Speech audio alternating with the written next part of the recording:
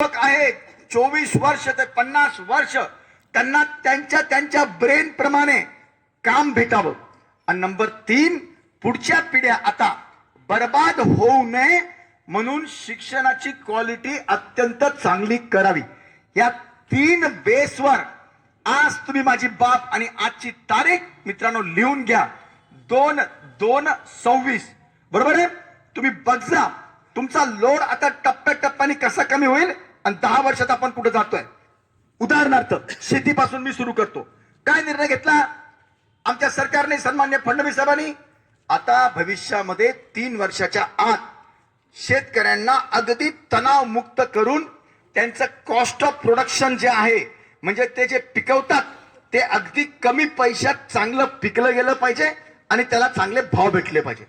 काय केलं त्याच्याकरता पहिला निर्णय घेतला, इथून भविष्यामध्ये एकही शेतकऱ्याकडनं 1 रुपयाचं पण वीज बिल घेतलं जाणार नाही. हा पहिला निर्णय घेतला आणि अंमलबजावणी सुरू केली. मित्रांनो, अंमलबजावणी सुरू केली. सांगा मला शेतकरी मित्रांनो, 1 वर्ष झालं तुम्हाला वीज बिल येतंय का? येतंय का वीज बिल? नाही. ठीक आहे, वीज बिल माफ म्हणजे घेणार नाही. पण तुमचा ताबडतोब मनामध्ये प्रश्न आला असेल, ठीक आहे वीज बिल नाही घेऊ लागले, पण वीज तर भेटली पाहिजे, ती पण दिवसा भेटली पाहिजे, मुबलक भेटली पाहिजे, हे पण तर बरोबर आहे. म्हणून फडणवीस साहेबांनी निर्णय घेतला, सगळे शेतकऱ्यांचे पंप सोलारवर आणायचे.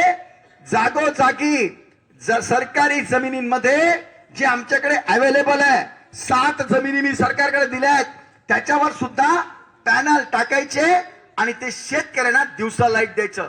वर्ल्ड पूर्ण जगाने दखल घेतली मित्रांनो. Guinness book of world record मध्ये 3 महिन्यापूर्वी शेंद्र्याला सगळ्या फॉरेनच्या लोकांनी आणून सीएम श्री देवेंद्रजी फडणवीस साहेबांना मित्रांनो पारितोषिक दिलं. याकरता की यांनी इतक्या मोठ्या राज्यात, 14 कोटी जनतेच्या राज्यात सगळ्यात जास्त फास्ट सोलारचे पंप शेतकऱ्यांना दिले आणि त्याची स्पीड कंटिन्यू आहे. येत्या 4 ते 5 महिन्याच्या आत सगळ्या शेतकऱ्यांना दिवसा मुबलक वीज मिळेल याची सर्व तयारी सुरू झाली आणि ते तुम्हाला मिळणार. हा आमचा दुसरा निर्णय. तिसरा निर्णय काय? तिसरा निर्णय मित्रांनो असा आहे, येत्या जुलैच्या आत सर्व शेतकऱ्यांची कर्जमाफी करून टाकायची. मित्रांनो, सर्व शेतकऱ्यांची कर्जमाफी करायची आहे. मित्रांनो, ही कर्जमाफी नीट ऐका. मराठवाडा आणि विदर्भ, आत्ताच बोलले आमचे सन्माननीय मुख्यमंत्री महोदय, विदर्भ आणि मराठवाड्यामध्ये काय प्रॉब्लेम आहे? आम्हाला कर्जमाफीचा जास्त फायदा होत नाही जितका बाकीच्या पश्चिम महाराष्ट्राला होतो. का बरं? कारण आम्हाला कर्जच भेटत नाही जास्त. म्हणून त्याच्यावर 12 कमिट्या स्थापन केल्या. समजा अगोदर काय व्हायचं, मराठवाड्याला फक्त 12 पैसे, 5 ते 7 पैसे विदर्भाला आणि 75 पैसे पश्चिम महाराष्ट्राला मिळायचे. ते शेतकऱ्यांना नाही मिळायचे.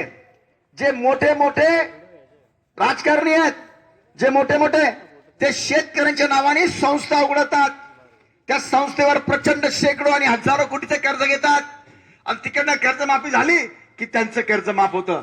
म्हणून आता निर्णय काय घेतला, मराठवाडा, विदर्भ आणि पश्चिम सगळ्या शेतकऱ्यांना, समजा उदाहरणार्थ 100 शेतकरी आहे आपल्याकडे, समजा त्याच्यापैकी 30 शेतकरी आहे, विदर्भात समजा 25 शेतकरी आहे, यांचा सारख्या हिश्श्यानी कर्जमाफी द्यायची.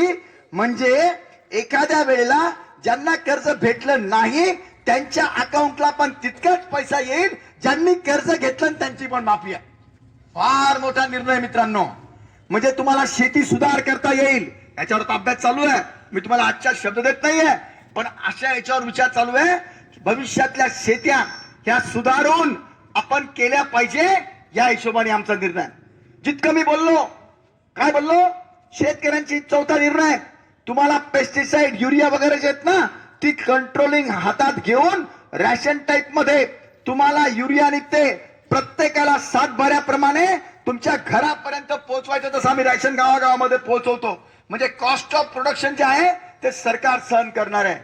हे सगळे निर्णय, सोलार पंप देणे, सोलार पंप कुणाला देणे, कर्जमाफी आहे, कुणाची कर्जमाफी होणार, कुणाचे किती रुपये आहेत, कशा पद्धतीने ह्यांना कर्ज, या सगळ्यांची माहिती जिल्हा परिषद आणि पंचायत समिती मार्फत जिथं आमचं कृषी खातं आहे त्याच्यावरून मित्रांनो जाईल. आणि म्हणून हे इतकं महत्वाचं पद आहे. इतकंच नाही, हे सगळं ह्यांच्या मार्फत मित्रांनो होणार आहे. इतकंच नाही, तुम्ही बघा सकाळी उठलेत, काही आपलं थोडंफार दुखलं उकलं, सगळे प्राथमिक आरोग्य केंद्र, दवाखाने, सरकारी दवाखाने, उपकेंद्र कोण चालवतं? जिल्हा परिषद पंचायत समिती चालवते. जितके घरकुल आम्ही देतो तुम्हाला, घरकुल कोणामार्फत देतो? केंद्राचे किंवा राज्याचे? जिल्हा परिषद पंचायत समिती मार्फत. जितक्या विहिरी देतो, जिल्हा परिषद पंचायत समिती मार्फत. जितके गाय गोठे देतो, जिल्हा परिषद पंचायत समिती मार्फत. अंगणवाडी सेविका गरोदर महिलांचं लक्ष ठेवतात, जिल्हा परिषद पंचायत समिती मार्फत. जितके जनावरांचे दवाखाने आहेत ते कुणामार्फत? जिल्हा परिषद पंचायत समिती मार्फत. तुम्हाला पेवर ब्लॉक दिलाय, तुम्हाला सभागृह दिलाय, तुम्हाला जितके काही सुशोभीकरण दिले कुणाच्या मार्फत? जिल्हा परिषद पंचायत. म्हणजे काय?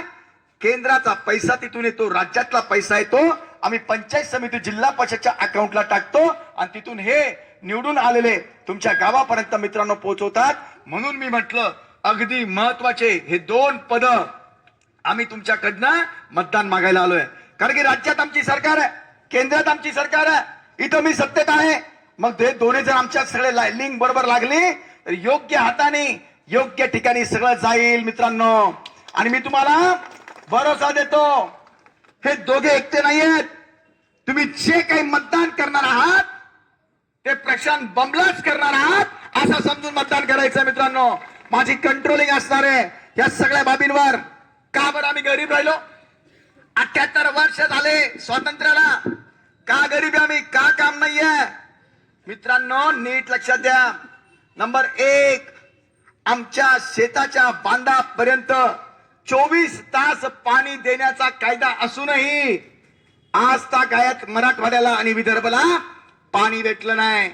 तुम्हाला आठवत असेल मी निवडून जे आलो, खरं म्हणजे मी बीकॉम MBA केलेला मुलगा आहे, माझा अभ्यास चालू होता. मी जेव्हा आमदारकीला आलो मी नुसतं हे पेवर ब्लॉक आणि हे सगळं सामाजिक सभागृह फक्त इतकं द्यायला नाही आलो, हे तर डायरेक्ट वरतून खाली येऊन पण देऊ शकतो आम्ही. पण महत्वाचं होतं की आपापल्या मतदारसंघातला असा निर्णय घ्या ज्याच्यामुळे 14 कोटी जनतेला फायदा होईल. आणि मी काय निर्णय घेतला होता? 45 वर्षापासून, हर एक ने सुनने जैसी बात है, 45 वर्षापासून आपल्या गोदावरी जवळ आहे, तिला 60 वर्षापासून येते, पण 15 वर्षात ते काम संपलं पाहिजे होतं. 45 वर्षापासून प्रत्येक शेतकऱ्याच्या बांधापर्यंत पाण्याची स्कीम कंप्लीट करायचा कायदा असून केली नव्हती. आपण सगळे काय म्हणायचो? अरे जे बाप्पा, किंवा मग समजा देव कोपलाय, निसर्ग कोपलाय, आपल्याला पाणी भेटत नाही म्हणून दुष्काळ आहे. मित्रांनो असं नाहीये, नीट लक्षात घ्या. आपल्या पाण्याचा हक्क मराठवाड्याचा, गंगापूर खुलताबाद तालुक्याचा, संभाजीनगर जिल्ह्याचा हा सर्व हक्क सह्याद्रीच्या खोऱ्यामध्ये त्र्यंबकेश्वरून जे पाणी येतं गोदावरी मार्फत त्याच्यावर आपला हिस्सा आहे. राज्यात कुठेही सारखा पाऊस पडत नाही, कुठं 2000% पडतो, कुठं 20% पडतो, कुठं 40% पडतो, कुठे पडत नाही. आणि म्हणून सगळे खोरे आहेत, यमुना, गोदावरी, सह्याद्री, गोदावरी, यमुना, जितके कृष्णा, भीमा, या सगळ्या नद्यातनं त्या एरियामध्ये शेतकऱ्याच्या बांधापर्यंत पाणी देण्याचा कायदा असून कुणी त्याच्यावर बोलायचं नाही. कुणी त्याच्यावर, मला सांगा, तुम्हाला जितके आम्ही निधी देतो वर्षाचे देऊन 2 कोटी रुपये देऊ जास्तीत जास्त, एकेका गावामध्ये 220 गाव आहे, बरोबर आहे. पण जर तुमचं एकाचं 10,000 रुपयाचं उत्पन्न आम्ही दिलेल्या पाण्यामुळे वाढलं तर तुमच्या आंबेलोळ मध्ये किमान 200 कोटी रुपये प्रत्यक्ष अप्रत्यक्ष मित्रांनो वाढतात. हा निर्णयाची क्षमता असते. काय केलं आपण? नुसतं पाणी पाणी बोलत नाही राहिलो मित्रांनो. तो विषय मला घ्यायचा होताच, पण आल्याबरोबर मी विजन ठेवलं. मला माहिती आहे 7-8-10 वर्ष लागतील या पाण्याच्या स्कीमला. आणि म्हणून जितक्या मतदारसंघातल्या नद्या नाल्या त्या उकरून त्याच्यामध्ये सिमेंट नाला बांध टाकून पाण्याची पातळी मी वाढवली. त्याच्यामुळे एक हंगाम माझे शेतकरी जास्त घेऊ शकले. बरोबर बोलतोय का मी? बरोबर बोलतोय मी? बरोबर बोलतोय? जेव्हा मी पाणी सोडून घेतलं सह्याद्रीचं आजच्या 7 वर्षापूर्वी, सगळे तिकडचे पश्चिम महाराष्ट्र, मी नावं घेत नाही आज, त्यांच्या संस्थेचे सगळे चेअरमन, डेप्युटी चेअरमन, कित्येक आमदार पाण्यात डुबक्या घ्यायला लागले. आम्ही पाणी सोडणार नाही. आठवतं तुम्हाला? मला नेवासाच्या पुढे गाव बंद्या होत्या, माझे पुतळे जाळले जायचे, तरी मी पोलीस प्रोटेक्शन घेऊन ते पाणी सोडून घेतलं. ते हायकोर्टात गेले मित्रांनो, तिथं आपण जिंकलो. सुप्रीम कोर्टात गेले, तिथं जिंकलो.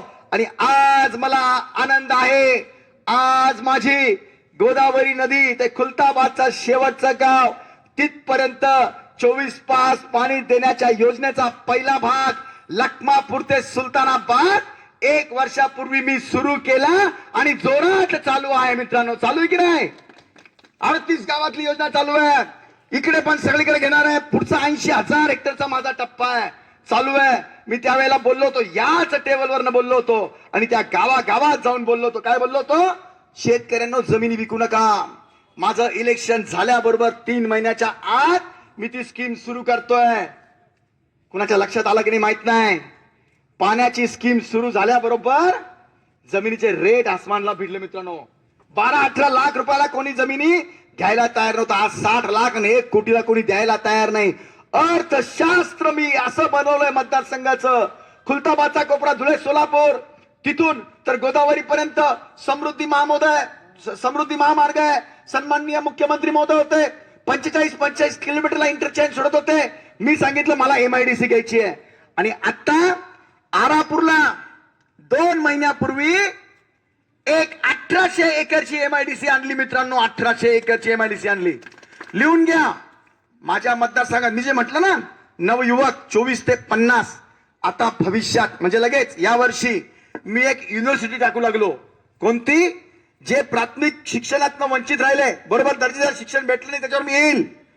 त्या सगळ्यांना मॅट्रिक पास नापास, 12वी पास नापास, BA BCom BSc पास नापास, पोस्ट ग्रॅज्युएट किंवा पोस्ट ग्रॅज्युएट नापास, या सगळ्यांना 1 ते 1.5 वर्षाची ट्रेनिंग देऊन माझ्या MIDC मध्ये, वाळूज मध्ये सुद्धा आणि आरापूरला सुद्धा सगळ्यांना मी काम देणार आहे, नोकऱ्या देणार आहे मित्रांनो. इतकी ताकद त्याच्यामध्ये. म्हणून मी नवयुवकांचं बोललो. नवयुवक ते आणि दर्जेदार शिक्षण हे ऑटोमॅटिक काम होत नाही मित्रांनो. 1800 एकरची MIDC कित्येक जण माझ्या इतर राज्यामध्ये परेशान असतात, त्यांना भेटत नाही. परंतु मी असं तयार केलं. इथं एअरपोर्ट जवळ आहे. पाण्याचे सगळे 250 कोटी रुपये बजाज कडनं CSR मध्ये घेतले. दुष्काळ होता, 18,000 जनावरांच्या छावण्या आपण चालवल्या मित्रांनो. कोरोना होता, 4 मजली आपण 9 दिवसात हॉस्पिटल उभं केलं. शेकडो लोकांचे आम्ही प्राण वाचवू शकलो. आम्ही उपकार नाही केले, परंतु जी जाण आम्हाला पाहिजे. आमचे सगळे मित्र झटतात, करतात. रत्न असो, भगवान भाऊ असो, कित्येक आमचे मित्र आहेत. या सर्वांना तिकडे आमचा सावीराम आहे, मालकर आहेत, आपला हा रावते, सगळे जितके मित्र आहेत ते झटून काम करतात मित्रांनो. आणि म्हणून माझी विनंती आहे आपल्याला सर्वांना, आपल्याला मतदान देताना आपला विचार असला पाहिजे विकासाच्या बाबतीमध्ये. आज समजा आता आंबेलोळ आहे. आंबेलोळ तुम्ही म्हणाल इतके मोठे गोष्टी बोलले, आमच्या आंबेलोळला काय झालं? तुमच्या गावाचं काय काय दिलं ते वाचून दाखवू का? पटापट वाचून दाखवतो. जर याच्यात हुकलं चुकलं मध्येच मला थांबू नका, आठवणीत ठेवा. कारण की मी हिशोब याच्याकरताच देऊ लागलो. कधी कधी काय असतं, पैसे पाठवतो ते गायब होऊन जातात कधी कधी, है ना. तर हा हिशोब याच्याकरता फटाफट वाचून दाखवतो. लक्षात ठेव, हे माझा गेल्या 10 वर्षाचा हिशोब देऊ लागलो. असं नाही की मागच्या टर्मचा देऊ लागलो, 10 वर्षाचा हिशोब देऊ लागलो मित्रांनो. पटापट वाचून दाखवतो. लक्षात ठेवजा. कोणतं नाही झालं मी तुम्हाला त्याचं एप्रिलमध्ये पुन्हा इंजिनियरला पाठवून ते तिथे वसुली करायलाच त्याचे पण कागदपत्र देईल आणि तुम्ही कर. शक्यता नाहीये पण तरी लक्षात ठेवा. पटापट वाचून दाखवतो. बघा, आंबेलोळ येथे बिरोबा मंदिर परिसर या ठिकाणी पेवर ब्लॉक बसवणे, कब्रस्तान परिसरामध्ये पेवर ब्लॉक व शेडचं बांधकाम करणे, सुभाष भाऊ उगले ते भांगमळा कडे जाणारा छोटासा खडीकरांचा काम करणे, परमपूज्य डॉक्टर बाबासाहेब आंबेडकर यांच्या पुतळ्यासमोर पेवर ब्लॉक व संरक्षण भिंतीचं काम करणे, इंदिरानगर मध्ये अनिल भाऊ शिंदेचं घर ते सावता मंगल कार्यालय इथे एक सिमेंटचा रस्ता करणे, इंदिरानगर मध्ये शबीराबाई यांचे घर ते लोळी गाढव लोळी, बरोबर आहे? घाबरलो म्हटलं आपण म्हणावून, तुम्ही म्हणाय काय बोल राहिला. काही सांगता येत नाही काही तोंडात तुम्ही असं बोललेच कस काय है ना. ते गावळचं गाढव झालं असं काही मला वाटलं.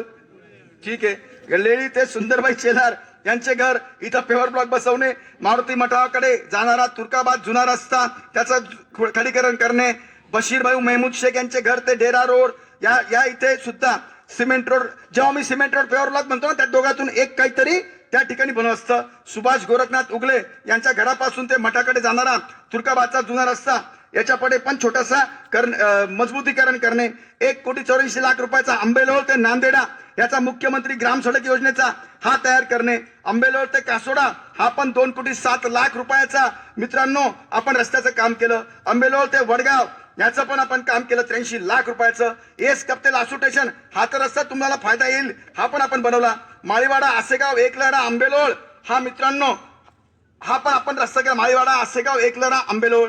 त्यानंतर मित्रांनो माळीवाडा आसेगाव एकलहरा आंबेलोळ यामधल्या चैनेज 2 ते 7 कसं असतं नाव समजा लासूर ते संभाजीनगर आहे त्यामध्ये चैनेज असतात 2 ते 7 म्हणजे 5 किलोमीटरचं काम असं त्याला समजायचं. शहापूर बंजर ते खोजेवाडी टोकी वर्गीपूर आंबेलोळ रस्ता हा पण मुख्यमंत्री ग्राम सडक योजनेचा आपण 4,83,00,000 रुपयाचा पूर्ण केला. मुस्लिम कब्रस्तानमध्ये आपण संरक्षण भिंतीचं काम केलं. मुस्ताजी कुरेशी यांचे घर ते मुसाबा शॉप इथं आपण अंतर्गत ड्रेनेज लाईनचं काम केलं. नंतर शादीखानामध्ये मुस्लिम ईदगाह समोर संरक्षण भिंतीचं काम केलं. हिंदू स्मशानभूमी बाजारतळच्या बाजूला तिथं संरक्षण भूमी आणि शेडचं